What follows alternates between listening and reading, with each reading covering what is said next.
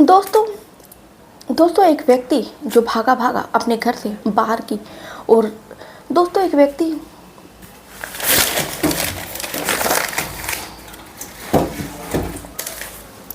दोस्तों एक व्यक्ति चीखता हुआ अपने घर से बाहर की ओर निकलता है।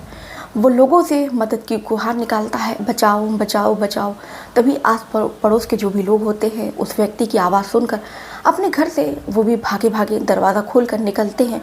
तो देखते हैं कि उनके पड़ोस का ही एक व्यक्ति जो है जो बिल्कुल ज़ख्मी पड़ा हुआ है, जिसका जो प्राइवेट पार्ट है वो कटा हुआ है, वो बिल्कुल चीख रहा है, चिल्ला रहा है, दर्द से कराह रहा है।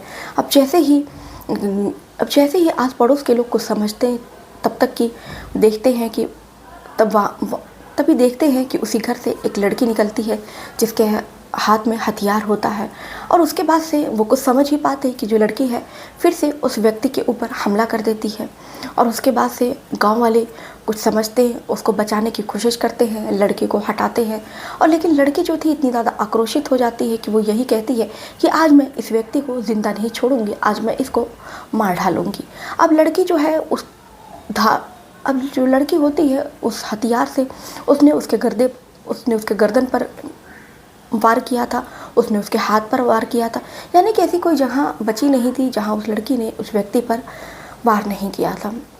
अब उसी में से एक व्यक्ति होता है जो पास के थाने में तुरंत जो है इसकी सूचना देता है। मौके पर जो पुलिस है वो पहुंचती है, लड़की को उस व्यक्ति को अस्पताल में भर्ती कराती है।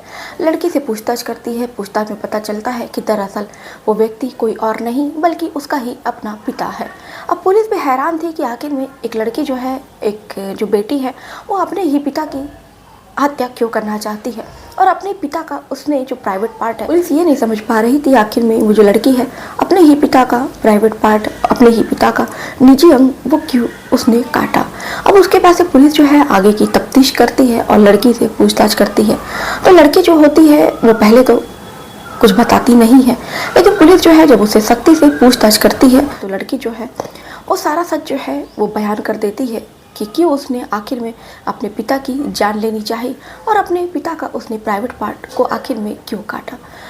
पुलिस ने जब ये हकीकत जानी और ये इस घटना को पूरा सुना तो पुलिस के रोंगटे खड़े हो गए। वो सोचने पर मजबूर हो गई कि आखिर में कोई ऐसा कैसे कर सकता है। तो ये जो घटना है सोशल मीडिया पर बहुत तेज़ी से वायरल होने लगी।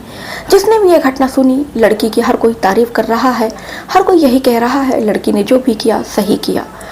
और पुलिस वाले जो हैं लेकिन लड़की को अपराधी मानकर उसको उन्होंने जेल में भेज दिया है। अब दोस्तों ये घटना सुनकर आपको ही फैसला करना है कि आखिर में क्या इस लड़की ने जो भी किया क्या सही किया, क्या लड़की जो है वो अपराधी है या नहीं है, क्या लड़की ने वास्तव में कोई अपराध किया है या नहीं किया है। तो दोस्तों ये जो घटना है समाज को आईना दिखाने वाली और समाज को जागरूक कर देने वाली ये एक घटना है। तो दोस्तों इस घटना को मैं आपको सिलसिलेवार से बताऊं इससे पहले दोस्तों आपसे एक छोटी सी गुजारिश है कि चैनल पर नए हो तो चैनल को सब्सक्राइब कर लो, वीडियो को लाइक कर दो, बेल आइकन को क्लिक कर दो।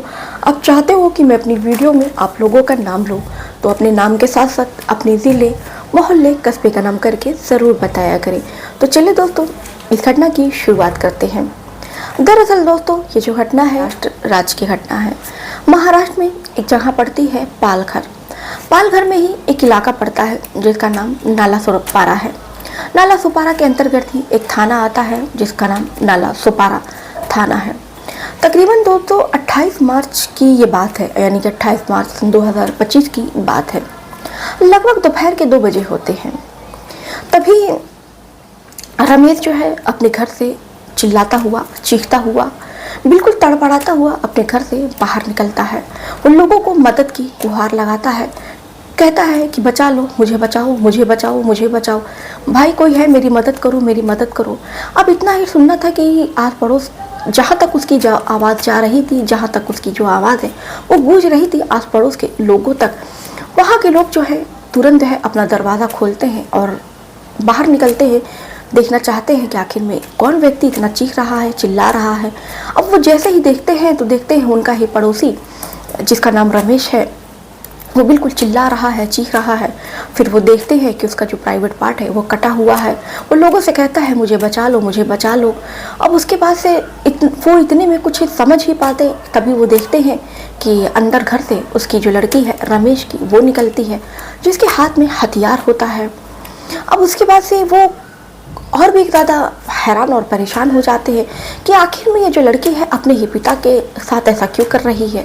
अब उसके पास ये कुछ समझ ही पाते पड़ोस वाले कि लड़की जो है अपने पिता के पास पहुंचती है और उसके पास से उस पर हमले कर देती है।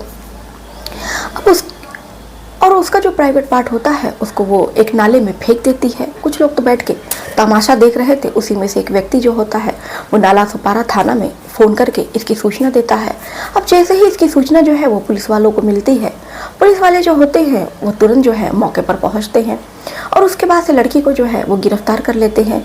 और पहले तो रमेश को वो अस्पताल में ले जाकर भर्ती कराते हैं और उसका जो प्राइवेट पार्ट होता है वो उसको ढूंढते हैं, लेकिन दरअसल वो प्राइवेट पार्ट को लड़की ने कहीं फेंक दिया था, तो इसी कारण से वो मिल नहीं पाता है।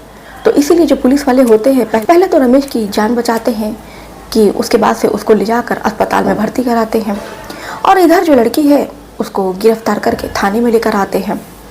और उसके बाद से कुछ देर के बाद से लड़की से पूछताछ शुरू की जाती है कि आखिर में तुमने ऐसा क्यों किया, तुमने अपने पिता की ही जान क्यों लेनी चाहिए, तुमने उनके निजी अंगों को क्यों काट दिया। अब उसके बाद से लड़की जो है पहले तो कुछ भी बताती नहीं है। उसके बाद से पुलिस वाले जो होते हैं जब लड़की से सख्ती से पूछताछ करते हैं तो लड़की जो है वो सारा सच जो है अपना बता देती है। उसके बाद से लड़की ने दोस्तों ऐसा सच बताया अपने पिता का, जिसे सुनने के बाद पुलिस वाले भी हैरान हो गए थे। उनके पैरों तले जमीन खिसक गई थी कि आखिर में कोई पिता जो है वो ऐसा कैसे कर सकता है। दरअसल दोस्तों ये कुछ साल पहले बीते वर्षों की बात है कि रमेश की जो पत्नी थी सरिता, जिसकी पहले एक शादी हुई थी, जिसके पति का नाम अशोक होता है। सरिता और अशोक का एक बेहद सुखी संपन्न, एक काफ़ी ज़्यादा खुशहाल परिवार था। सरिता और अशोक की एक बेटी थी और सब कुछ उनके जीवन में अच्छा चल रहा था। बेटी को वो बहुत प्यार करते थे, पढ़ा रहे थे, लिखा रहे थे, लेकिन अचानक जो अशोक की तबीयत है वो ख़राब रहने लगती है। सरिता जो है अपने पति का इलाज कराती है, लेकिन पता नहीं क्यों दुर्भाग्य से ऐसा क्या होता है कि जो अशोक है उसकी जो तबीयत है दिन पर दिन ख़राब होती है और अशोक की मृत्यु हो जाती है। अब इधर जब अशोक की मृत्यु हो जाती है तो सरिता जो है बिल्कुल टूट जाती है, बिल्कुल अकेली हो जाती है, क्योंकि दोस्तों जो परिवार है वो एक व्यक्ति चलाता है, एक मर्द ही चलाता है। हमारे भारत की यही रीति है। अब जब उसका पति गुजर जाता है तो सरिता बिल्कुल अकेले पड़ जाती है। अब उसके घर में खाने को लाले पड़ जाते हैं। उस पर से सरिता की एक बेटी थी। सरिता के ऊपर काफ़ी ज़्यादा जिम्मेदारी थी कि बेटी को पढ़ाना है, लिखाना है, उसकी शादी ब्याह करनी है। और ऐसे में सरिता जो है कैसे अपने घर की जिम्मेदारी को पूरा करें। वो दिन भी आता है दोस्तों कि सरिता के घर में खाने को, दाने को मोहताजी हो जाती है। सरिता को कुछ भी समझ में नहीं आता है। फिर सरिता के आस पड़ोस के लोग जो होते हैं वो सरिता को सुझाव देते हैं कि तुम्हें जो है दूसरी शादी कर लेनी चाहिए। सरिता को भी ये बात समझ में आती है कि हाँ, कोई व्यक्ति तो होना चाहिए कि जो उसके जीवन में फिर से नए रंग भर सके, उसकी बेटी को अच्छी परवरिश दे सके। ये सब देखते हुए और अपने हालातों को देखते हुए सरिता जो है फिर से दूसरी शादी करती है और उस लड़के का नाम दोस्तों रमेश होता है। रमेश जो है वो नाला सुपारा का रहने वाला होता है। तो रमेश जो है वो शादी के बंधन में बन जाते हैं। दोनों हंसी खुशी एक दूसरे के साथ जिंदगी अपनी जी रहे थे। उसके बाद जैसे जैसे वक्त दोस्तों धीरे धीरे आगे बढ़ता है, इधर सरिता की जो बेटी है वो भी जवान होने लगती है। अब उसके बाद से जो रमेश होता है वो अपनी ही मुँहबोली बेटी पर, यानी कि अपनी ही सौतेली बेटी पर वो गंदी नज़र डालने लगता है। दिन पर दिन जो उसकी हिम्मत है वो बढ़ती जाती है। वो अपनी ही बेटी के साथ गंदा काम करता, अपनी ही बेटी को यहाँ वहाँ छूता। और उसके बाद से जब इसकी बेटी जो है, सरिता की जो बेटी होती है, वो अपनी माँ से इस बारे में बताती है तो माँ कोई एक्शन लेने के बजाय बल्कि चुप रहती है, खामोश रहती है। अब इसी खामोशी का जो फ़ायदा है वो रमेश उठाता है। रमेश उसके बाद से अपनी ही बेटी के साथ वो गलत काम करने लगता है, अपनी ही बेटी के साथ शारीरिक संबंध बनाने लगता है। अब उसके बाद से सरिता की जो बेटी है इसका विरोध करती है, लेकिन जो उसका पिता होता है ज़बरदस्ती ही अपनी बेटी के साथ वो गंदा काम करता है, उसके साथ स्वर्ग की सैर करता है। और दोस्तों उसकी हिम्मत इतनी बढ़ गई थी कि वो अपनी ही बेटी के साथ अब वो गलत काम करने लगा था। अब वो अपनी ही बेटी के साथ जो दोस्तों वो इंटीमेट रिलेशन बनाने लगा था। रमेश जब भी रात को घर आता, बेटी के कमरे में जाता और अपनी बेटी के साथ वो गलत काम करता, उसके साथ वो फिजिकल रिलेशन बना था। लड़की जो है इस बारे में जब अपनी माँ से कहती है तो माँ लड़की को यही कहकर चुप करा देती है कि तुम्हारे पिता जो है वो अब इस दुनिया में नहीं है। अगर मैंने रमेश के खिलाफ भी कोई एक्शन लिया, इसके खिलाफ मैं पुलिस थाने में गई, तो इसके बाद से हम दोनों की जो परवरिश है वो कौन करेगा। रमेश जो है, अगर हम रमेश को भी खो देंगे, तो अगर रमेश के खिलाफ मैं कोई एक्शन लूँगी तो भला फिर हमें खाना कौन खिलाएगा, हमें कपड़े लत्ते कौन देगा। इसी कारण से माँ जो है अपनी बेटी की आवाज़ को दबा देती है और अपनी बेटी के दर्द को वो अनसुना कर देती है। अब उसकी जो बेटी थी वो भी परेशान थी, अपने बाप के अत्याचार जो है, अपने बाप का अत्याचार वो चुपचाप सह रही थी। अब इसी तरह हर रोज़ जो पिता होता है वो अपनी बेटी के साथ संबंध बनाता है। लड़की चीखती है, चिल्लाती है, लेकिन उसके पिता को उस पर दया नहीं आती है। इसी तरह देखते देखते दोस्तों 2 साल का वक्त बीत जाता है। लड़की एक दिन बहुत ज़्यादा परेशान हो जाती है। फिर वो फैसला करती है मन ही मन में, और उसको बहुत ज़्यादा गुस्सा आता है कि मेरी माँ जो है वो मुझे कभी इस नर्क से बचाएगी नहीं और हमेशा मैं इस नर्क में ही रहूँगी और अपने बाप का शिकार होती रहूँगी। अब मेरा बाप जो है मेरे साथ इसी तरह गंदा काम करेगा। अब एक दिन दोस्तों सरिता की बेटी की जो आत्मा है वो बिल्कुल उसको धिक्कार देती है, और एक दिन जो सरिता की बेटी होती है वो बहुत ज़्यादा परेशान हो जाती है। फिर वो एक दिन फैसला करती है कि या तो वो रहेगी या तो उसका बाप रहेगा। फिर उसने बाज़ार से वो एक दिन वो जाती है और बहुत तेज़दार एक हथियार लेकर आती है, और फिर जब वो उसका बाप जो है वो घर आता है, फिर उसकी माँ जो है सरिता वो बाहर जाकर बैठ जाती है ताकि वो देख सके कि कोई आस पड़ोस का व्यक्ति जो है कहीं घर में ना आ जाए। अब सरिता जो होती है वो घर के दरवाजे पर जाकर बाहर बैठ जाती है, और उसके बाद से रमेश जो है वो अपनी बेटी के कमरे में जाता है।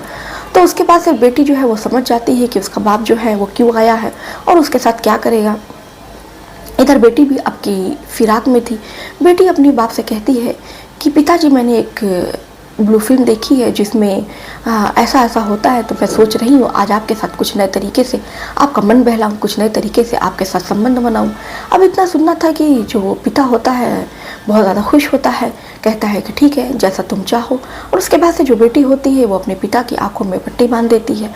आंखों में पट्टी बांधने के बाद से वो उसके सारे कपड़े उतारती है और उसके बाद से वो अपना हथियार निकालती है जो उसने बाजार से लाया हुआ था।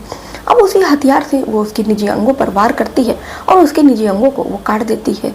और उसके बाद से रमेश जो होता है बिल्कुल तड़फड़ाने लगता है, और तड़फड़ाता हुआ चीखता हुआ वो घर से बाहर निकलता है। और उसके बाद से वो चीखता है, चिल्लाता है, तभी आस पड़ोस के लोग जो थे वहाँ पर इकट्ठा होते हैं और ये मंजर देखते हैं।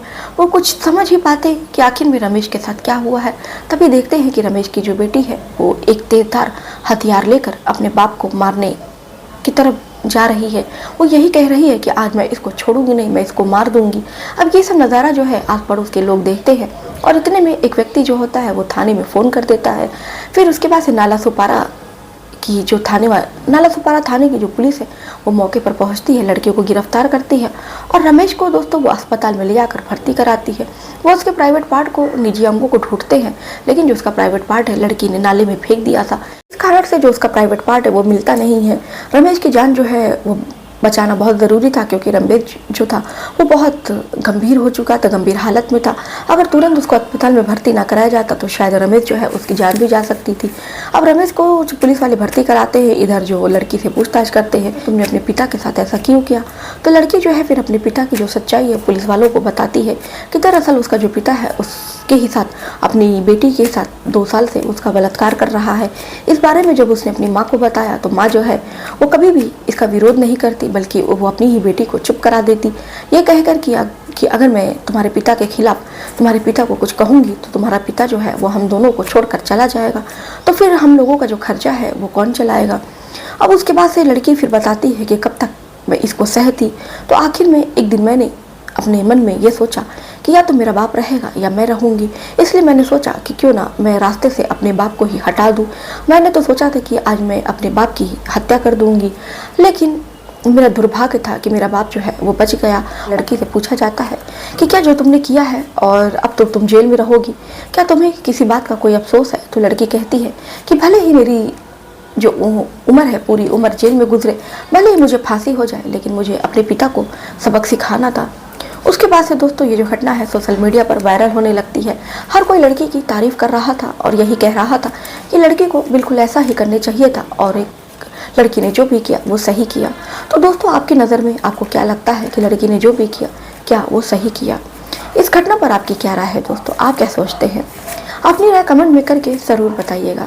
तो चलिए दोस्तों मिलते हैं फिर ऐसे ही किसी और घटना के साथ। अभी तक दोस्तों अपने चैनल को सब्सक्राइब नहीं किया है तो चैनल को दोस्तों सब्सक्राइब ज़रूर कर लेना।